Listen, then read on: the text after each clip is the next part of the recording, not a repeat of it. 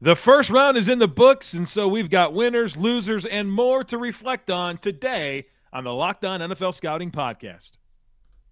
You are Locked On NFL Scouting with the Draft Dudes, your daily podcast for NFL and college football scouting. Part of the Locked On Podcast Network, your team every day. What's better than this? It's guys being dudes here on the Locked On NFL Scouting Podcast. We're the Draft Dudes. I'm Joe Marino from Locked On Bills. He's Kyle Crabbs from Locked On Dolphins. And we are your NFL experts here with you daily to talk team building across the league on the Locked On NFL Scouting Podcast with the Draft Dudes, part of the Locked On Podcast Network, your team every day. We'd like to thank you for making Locked On NFL Scouting your first listen every day, and a big welcome to our everydayers. You know who you are. Those of you who never miss a single episode, we appreciate you being here very, very much. Today's episode is brought to you by Ultimate Football GM. If you've ever dreamed of becoming an NFL GM and managing your football franchise, then this game is definitely for you. To download the game, just visit ultimate-gm.com or look it up on the app stores. Our listeners get a 100% free boost to their franchise when using promo code LOCKEDON, all caps, in the game. Shout out to Joe's Computer, the real MVP, working to burning the candle on both ends here as we get ready to do podcasts. I think it's still struggling off the 5 hours we were on the live stream last night, huh?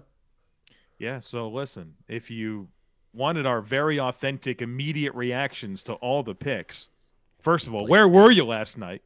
But also, second of all, a bunch of you were there, so shout out to all of you. Thank you to those people. But also, it's in the channel, right? Locked On NFL Scouting YouTube channel. You can go back, fast forward through, catch any parts that you want. It was really, really fun, and we look forward to doing it again tonight for day 2. You can find it if you go to the channel under lives. Yep. And it's the 5-hour video that's got like thousands and thousands and thousands of views because you guys were awesome. So yes. Thank you for that. So we want to talk, we feel like winners after night 1, but we want to talk about some winners of actual participants between players and teams and those who finally had the question answered, where are you going to be and where are you going to get drafted? And we'll talk about sliders or missed opportunities as well. And obviously there's a very large positional value debate that our Lions have kicked off with drafting a running back and a linebacker in the top 20. And I'm excited to dive into all of this. So let's start with winners. How about CJ Stroud? All of the last 2 to 3 weeks was Stroud's going to fall. Stroud's going to fall. He's going to tumble. And in the last 18 hours before the draft, he became like a FanDuel minus 6,000 bet to go number 2 overall. I think McNair came in here and said, look, we're picking 2. Y'all want to get a defensive stalwart? That's fine. But let's get the quarterback while we're here at 2 and not watch this dude go to the Colts or the Titans or us have to play this guy 2 times a year for potentially a long time. Yeah, we both agreed he's the top quarterback in this class. And like I mentioned on the stream last night, between the C.J. Stroud pick and Will Anderson, I feel like this team finally has an identity. They look like a roster that's coming together. You can see the building blocks for the Houston Texans. And I didn't expect them to pick 2 and 3, but like you said there, we knew there was some mixed ideas on what to do with the pick, whether it was C.J. Stroud or Will Anderson. And you know what they said? We'll take them both. We'll make both of them happen. Now, they made a calculated choice parting with their own first-round pick next year, which now belongs to the Arizona Cardinals. So you better go out there and win some football games to make that as low as possible. But you talk about getting premier talent in this draft class, the Houston Texans were able to do that, and my goodness, did they need to. So I think there is a lot to like there. How about the Philadelphia Eagles, Kyle? Yeah, if you had to name a team that won, yeah, Philly getting 2 players that were in consideration for them to pick both at 10, and the cost to do so was a 2024 4th to get it all done. Bravo, job well done. I think Jalen Carter, Nolan Smith. Jalen Carter's the most dynamic player in this class. Like legit can beat blocks, legit size, athleticism. Checking all the boxes. Obviously, the maturity questions are there, but Philadelphia is a wonderful landing spot for him now that there's so many of his former Georgia teammates there. But also, I can't stop thinking about those veterans in Fletcher Cox and Brandon Graham and Jason Kelsey on one-year deals, and just a very stable situation. And they lost a little bit on that defensive line in free agency, but they very quickly restored it with young, cost control players, right, on rookie deals, which is going to really help them maintain that identity with that defensive line as they are going to be committing a lot of money to Jalen Hurts moving forward. And so I think resetting the money there just makes so much sense to me based on how expensive their roster is getting. It's a good problem to have, but it feels like Howie Roseman is really seeing that roadmap moving forward and how to maintain a balanced, deep roster while paying a quarterback, and having these types of talents on low-cost deals is going to be a huge way in doing that. And they've certainly got more flexibility to come here in future years with what they've been able to establish through other trades. Yeah, and of course they still have a surplus here. They go 62, 66, and then put that in the bag with the 2 first-round selections that they made. They're going to get more meaningful players. And with the way that they have structured that Jalen Hurts contract, being able to pivot in 2025 and 2026 and feel confident that you have players that you'll have to pay, but the big dollar commitments are coming 2-3 years after you commit to the new contract, really puts them in a good spot. And I think these are 2 players, penetration interior defender and a pass rusher that they have proven that they can weaponize with what they did last year with Hassan Reddick. 5th-year options aren't a small deal either. No. For these guys. So, this gives you a runway through 2020. God, I'm going to try to do the math. 7? Like the first big cap hit, if both of these guys hit, and it's a big assumption to make, right? But if they both hit, the big cap hit for both of them is probably 2028. And that's out past some of the crazy stuff with the Jalen Hurts contract. So, This is well done by Philadelphia. Some other winners that I really liked here, I think the Pittsburgh Steelers being able to get Broderick Jones. We got a little bit of an offensive line run that started with Paris Johnson, and then you get Darnell Wright in the top 10 at 11. You get Peter Skoronski, and then they're able to jump the Jets and come up and get Broderick Jones, who I think has just an incredible ceiling. He'll help that run game immediately. But also, I think the upside as a pass blocker is really exciting, and the range there is really exciting. I think that is certainly one of my favorite things that happened in the first round. You've got a lot invested in this backfield with Kenny Pickett and Najee Harris. If you want to maximize it, get that offensive line right. And I think this move, in addition to Siamalu and recent other additions that they've made here, it's kind of finally coming together and being a formidable unit. So let's give some flowers to what the Arizona Cardinals were able to swing. They went from 3 to 12 and back to 6. Does that sound familiar, Joe? Yeah, I think that's real familiar for 1U. Yeah. Now, this wasn't with a quarterback involved, and the swing cost some capital.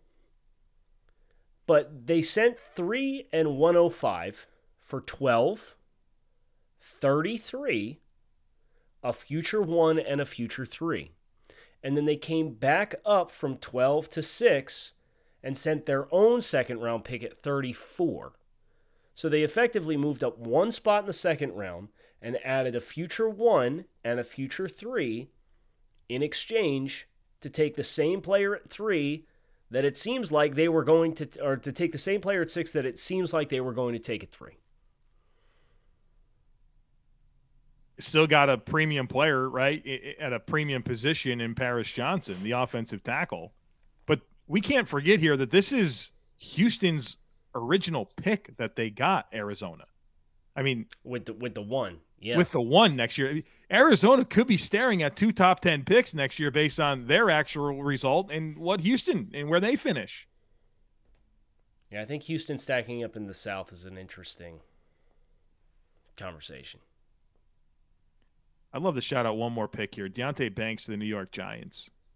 I think that's really good value for them at number 24. probably a need we didn't talk enough about because we thought so much about the interior offensive line, and it's still a major problem. But to get who I think Deonte Banks, a legitimate first-round corner that fits Wink Martindale's defense very well, man coverage, has to tackle, was great value and puts them in a better position with their answer opposite of Adoree Jackson, where it was going to be Cordell Flott, kind of penciled in to be that guy. And I think you very quickly upgrade a very important position in a situation, this NFC East, where it's very competitive and you need to be able to stop the pass with what the Cowboys have in Dak Prescott and, of course, Jalen Hurts and A.J. Brown and Devonta Smith, and even Washington's got good receivers, right? So needed to make that type of pick, and I thought that was really good value for the Giants there at number 24. And my final shout-out is Mozzie Smith with the Cowboys at 26. I think that's awesome value. I think he's a great fit in that front. Him learning from Jonathan Hankins this year is going to be a lot of fun. They finally got that guy. Yeah. They've been looking for that guy for a few years. They got him. So it's a good fit. Cowboys a lot more stout up the middle. In just a moment, we're going to talk about some of the more questionable things that happened in the first round. But first, today's episode is brought to you by Ultimate Football GM. You've heard us talk about this mobile game app, and look, if you think you'd make a good GM, then you got to give it a try. When you play Ultimate Football GM, you get to control and manage every strategic aspect of your team as you play through seasons and lead your team to glory by trying to build a historic dynasty. With Ultimate Football GM, you're responsible for hiring the right coaches and coordinators, managing all the finances, including negotiating player salaries and terms, navigating your franchise through free agency, the draft, injuries, player personnel issues, and all the ups and downs of a season. All this, of course, in a challenging and realistic game world. Ultimate Football GM is completely free, playable offline, on the go, as you want and when you want to. Locked On NFL Scouting listeners, you get a 100% free boost to your franchise when you use our promo code Locked On. That's in all caps in the game store. That's Locked On, so make sure to check it out today to download the game. Again, just visit ultimate-gm.com or look it up on the app stores. That's ultimate-gm.com. Ultimate Football GM. Start your dynasty today. So do you want to refer to this as questionable? Do you want to refer to this as, I hate using the word losers. I know we have it in the column as losers, but right. There's peaks and valleys. And all of these, let's start with this before we go down any level of constructive criticism. Every single pick that was made has a pathway to being a successful NFL player and a successful decision. Whether or not it was the kind of approach versus how we perceive the players and how we perceive your team and how we perceive the players that you've added to your team and how we perceive the value of how you went about getting those players. Like those are all the things that we're putting in the microscope. But I think I speak for both of us when we say, like, we don't know what the outcome is going to be. And it could be very easy for something that we perceive to be a big surprise and like, man, I can't believe this happened. Like, I would never have done this, to be a successful outcome. Yeah. It's all probabilities based. And it's all tied to the way we see it, right? It's what the team does. If I like it or not, it's going to be rooted in my perception of the value and the player and the need that you filled, right? And obviously the people that's jobs are on the line saw it differently if I criticize something. So we absolutely recognize that. And so I think that's a fair disclaimer to get out of the way. And now with it out of the way, Kyle, I mean, where do you want to start this part of our conversation? Oh, I'm going to be honest. I don't like Kalijah Kancey to the Bucs. I get it. Penetration type. You guys have been swinging for the fences relentlessly, trying to get the defensive line figured out. You're going to spend a top 20 pick with the needs that you have it off. And look, like I get it. The tackle run happened before you got to the party. But Anton Harrison was there. DeJuan Jones was there. Matthew Bergeron was there. There's no interior offensive linemen that have gone. And I don't think you're not immune from adding to that group as well, regardless of how much you like Robert Hainsey or Luke Goedeke. And, like, they're not stopping me. So, as a team that I just think, and I'll acknowledge the defense did not play well last year, you have these big-time linebackers that you can put in position to be successful by protecting them. And I think you went out and you got a sub-package pass rusher in the NFC South. I just don't know how much that really moves the needle for me in what should be a competitive year with what that division projects as. And this is drafting for as much as the Bucs like drafting prototype corners and size and length at corner, this is the total inverse of that. You've selected a total outlier with a top 20 pick to come in here and fix a thing that, you used your first pick last year on Logan Hall. You used a first-round pick on Joe Tryon-Shoyinka. You used a first-round pick and hit big on Vita Vea. This doesn't, in my mind, it gives you a different skill set, but it brings you a specialized skill set that there were a bunch of spots on this roster that I looked at. It's like, yeah, you could probably get 1,000 snaps from somebody if you take somebody here. I don't think they're going to get 1,000 snaps from Kalijah Kancey. They probably won't get 500 snaps from Kalijah Kancey. Yeah, they're going to get 1,000 snaps over the next 2 seasons from Kalijah Kancey. Right. They better. Top 20 pick. I obviously have my questions there as well.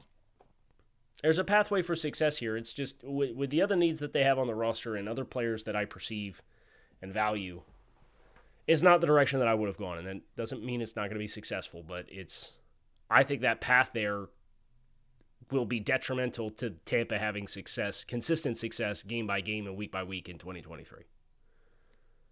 Kyle, I have my concerns about Will McDonald to the New York Jets with pick number 15, and I'm not surprised that Will McDonald went in the first round. I kind of expected him to be one of those late picks, right? You look at Philly picked Nolan Smith, Kansas City picked Felix Anudike-Uzomah, Miles Murphy came out at 28. I kind of thought that was going to be the sweet spot for him. So it's a little early, but I'm not going to call it a massive reach. I just have questions here about how they maximize this player, right? He's a 239-pound Big 12 edge rusher, a little bit of an older guy, plays pretty powerful for his size. He's got good length. There's things to like here, but with what you have in a first-round pick last year that you moved up for in Jermaine Johnson, with what you have in John Franklin Myers, a player that you're already paying, you saw some promise from the Texas A&M edge rusher whose name escapes me. Michael Clemens.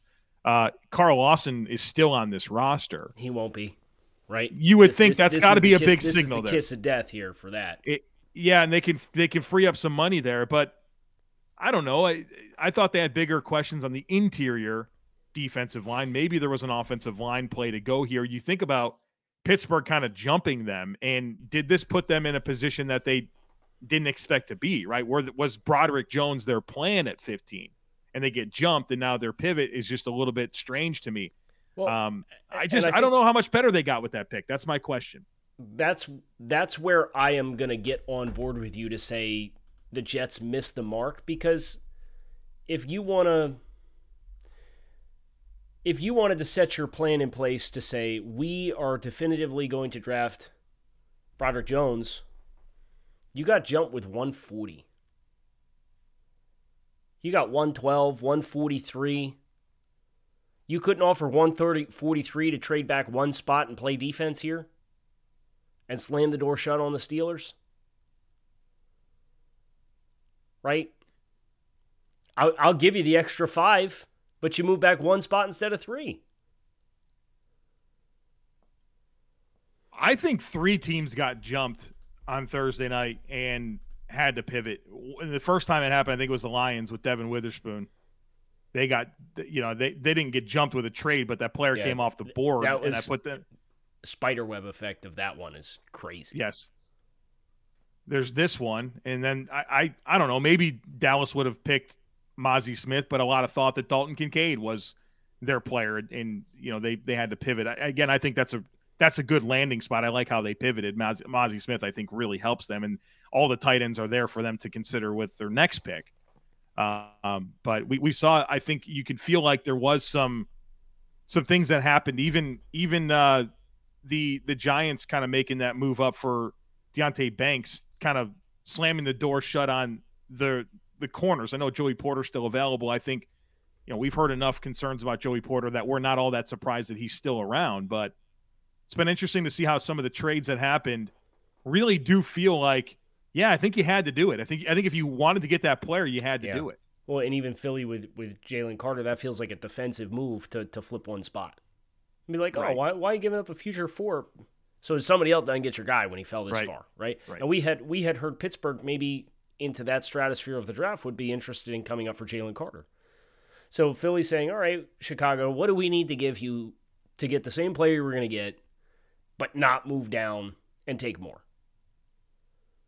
So you saw teams be proactive and play defense, and then you saw teams not be proactive and play defense and had to pivot. And I think the pivots, especially with the Jets at 15, was a pretty drastic departure from who you assumed they were going to take. Yeah. Anything else for observations in this section? We are going to talk so much about these picks and players and fits and all that in the coming weeks. So I don't feel super compelled to really go in on stuff that I'm a little bit lukewarm on. Like, I don't know, do I really want to go in on Quentin Johnston right now to the Chargers? I have questions there, but I don't know that it's like a glaring, hey, I can't believe you did this. It doesn't surprise me, just not what I would have done. So I feel like the most polarizing team is Detroit, which is where we want to finish today. Yeah, we will finish today. You know what I finished before we recorded? A Built Bar. A Built Bar. You know it. The best tasting protein bars on the planet. They're healthy and they're delicious. They're delicious because they're covered in 100% real chocolate, and they come in insanely good flavors like brownie batter. That's my favorite. They got coconut almond, peanut butter brownie. So many great flavors that you can check out. And they're healthy. They're low calorie, low sugar, high in protein. The macros are off the charts. We're all looking for a little more lean protein. Well, factor in some Built Bars into your diet. It's like eating a candy bar, but they are good for you.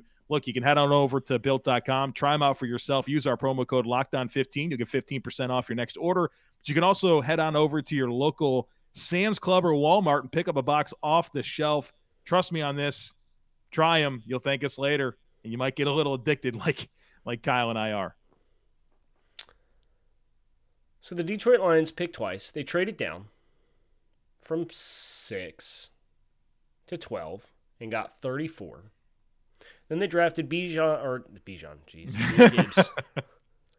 They drafted Jahmyr Gibbs at 12, and then Jack Campbell, linebacker, Iowa, at 18.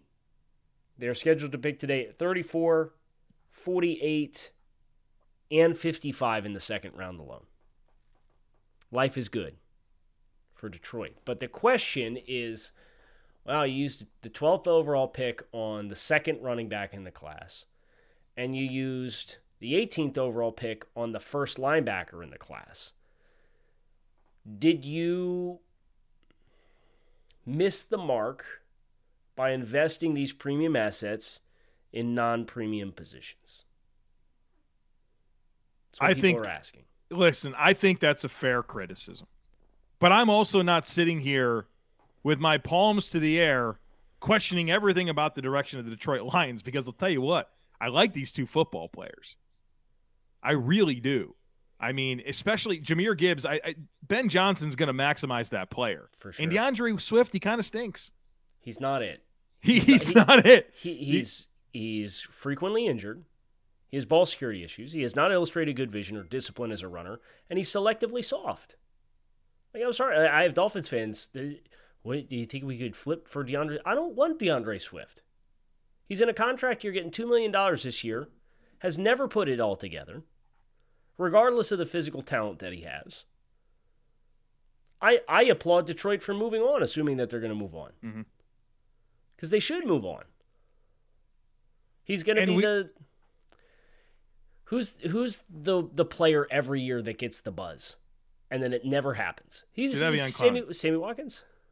Well, yeah, okay, that's fine. I was happy with Jadeveon Clowney, but Sammy Watkins is fine. I mean, from finally, this is the right landing spot. Right? Yeah, he's finally going to do it this year in his 12th year in the league, and it never happens, right? Like, I feel like DeAndre Swift's going to be the next version of that kind of player, and there's no questioning how physically talented he is, but especially for Ben Johnson, like you said. Yeah. This is a player you don't just have to put in the backfield. You can put him in the slot. You can move him around. You can manufacture him touches, but he can be a primary ball carrier too. And all of that running behind that offensive line, the biggest concern that I had with Jahmyr Gibbs is getting through the A level of the defense when things aren't blocked well. This line's going to block as well as anybody for you up front, other than maybe the Philadelphia Eagles and a handful of other teams. It's a great line for him to run behind. Explosive playmaker that can be maximized. It leans into their identity as a football team. I don't necessarily love the pick. I mean, I don't know that I would do it, but I see it. I see why the pick was made, and I think that their offense is going to be better for this player. But a pick that I do like is Jack Campbell, and I think this might even be the more highly debated selection. You and I both have Jack Campbell as a top 25 player in this class. Imagine not liking this pick. I don't know what is missing in the resume and overall profile that you get in Jack Campbell. Size and athleticism, like off the charts. 2-time defensive MVP at Iowa. Was a consensus All-American. Was the Butkus Award winner. Won all the Coaches Appreciation Awards. Super accomplished in the classroom. You know he's a great leader and communicator, right? That's what you need in a Mike linebacker. I don't know what's missing from the profile here that makes this a player that's questionable as a first-round talent. I was hoping the Bills were going to draft him in the first round, and he didn't get there. He didn't get outside the top 20. I have a tweet from March 2nd, from @grindingthetape. Heard about this account. And it was quote tweeting Jack Campbell's RAS score. I said, so how high do we think Jack Campbell can realistically go with this new box checked? Because he checked all the other boxes. Mm-hmm. And we were all too low in the replies. It was 18. But when I did the deep dive for Miami a couple weeks ago, I know I texted you. I was like, dude, this is a top 25 player in this class. And if you want to have the conversation about linebackers just being dogs chasing cars most of the time, like that's fine. But I think there's a skill set here that transcends just run and chase and be protected by my defensive linemen and just hunt the ball, and anybody with range can do that. The best defenses in football have prolific and dynamic second-level play on their defense. Jack Campbell can bring that to Detroit. Period. And Malcolm Rodriguez has been overrated, right? Like Malcolm Rodriguez doesn't stop me from drafting Jack Campbell. Like, we got to establish this. I know that he's a fun story, plays hard knocks, all that stuff. But there's limitations. He's a sixth-round pick for a reason, right? Right. There's limitations. Like, you have him and Anzalone on the second level. Those guys don't have to come off the field. And now you're going to play in sub all the time with C.J. Gardner-Johnson. That's your B level right there. Your B level, your defense is profoundly better between Campbell and Gardner-Johnson now playing on it. Right. And so I think that's part of what people are clinging to a little bit, not only maybe questioning the valuation, but what about Malcolm Rodriguez? Well, what about Malcolm Rodriguez? He's a backup and special teamer. Don't what? Let good players prevent you from drafting great players. Okay. Jack Campbell's a great player. Now, again, you could say, oh, well, could they have got Jack Campbell at 34? Probably not.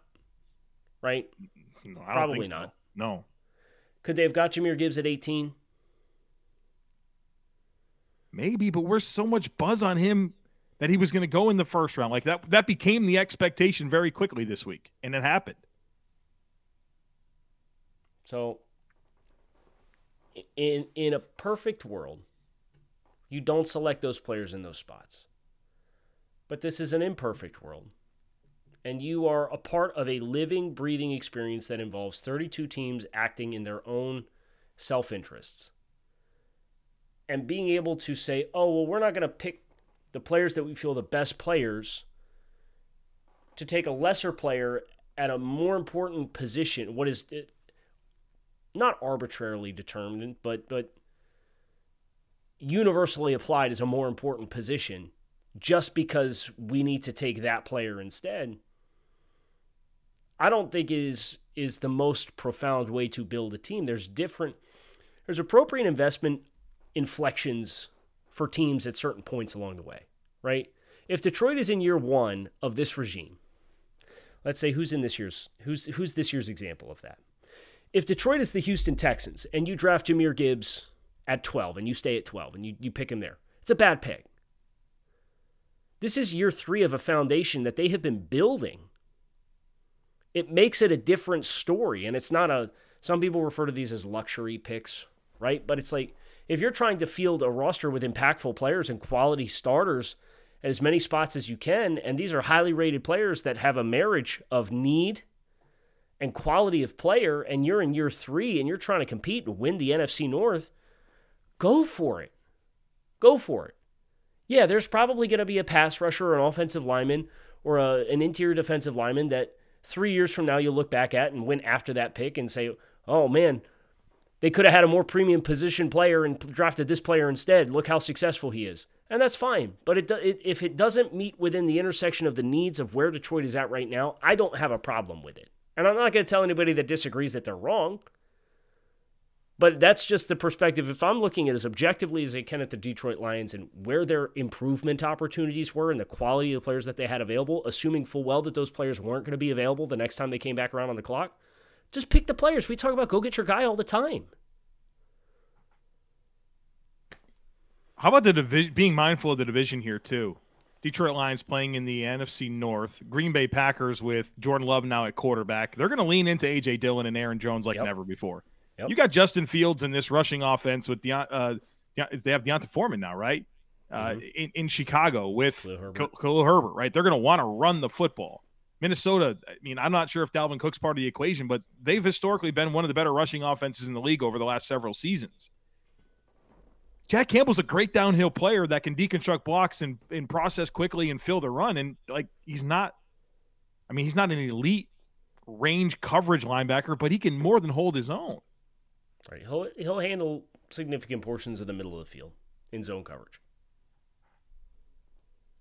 Like you mentioned, Jahmyr Gibbs, RB2, Bijan Robinson, number 8 overall to the Atlanta Falcons, RB1. And so as we continue to talk about positional value and another team, Kyle, you mentioned year 3 of Arthur Smith, Terry Fontenot, the GM.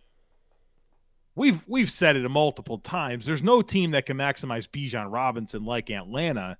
Now he's a Falcon. Yeah. But Terry Fontenot gave the old Stone Cold Steve Austin to positional value for the second time in 3 years. And I'm not talking about having a beer, right? I'm talking about the birds. He gave it the bird. He said, nope, don't care. Best player available. And he was. I think you could have started this draft and said that Bijan Robinson was the best player available. Now, there will be other players that are less dependent on what is around them. But look, I think Atlanta, they extended Lindstrom. They brought back McGarry. Yep. They have their left tackle locked down. They started to show some life in the rushing game. That offensive line kind of stabilizing a little bit. They have another pick here at 44 on deck. So another top 50 pick. If they want to get another offensive lineman, they could potentially go that route. Would they want to draft one of these quarterbacks if they fall to 44 between Hendon Hooker and Will Levis?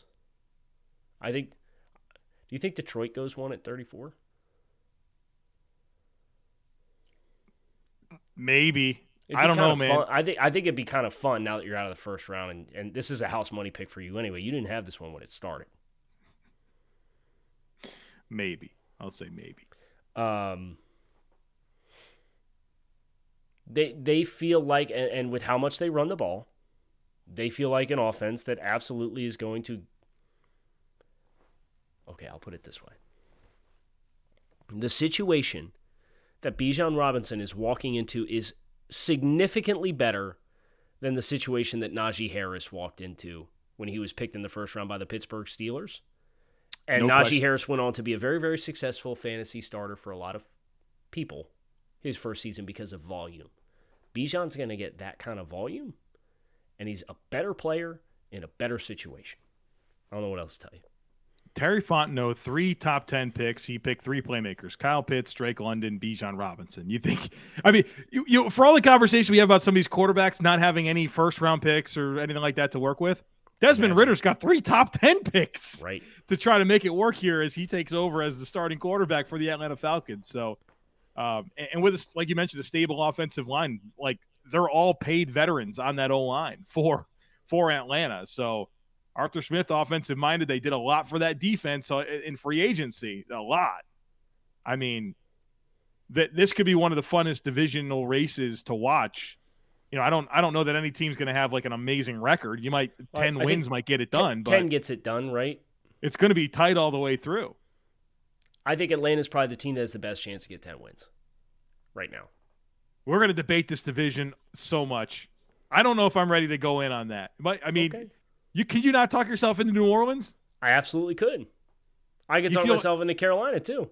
Well, we'll see how Bryce Young, how quickly he can acclimate and if he's good or not, right? I mean, at least they have Andy Dalton. You have that question in Atlanta too with Ritter. Sure. So Tampa, I mean, they have Baker Mayfield and like veterans. Like there's a lot packed. That's the most experienced.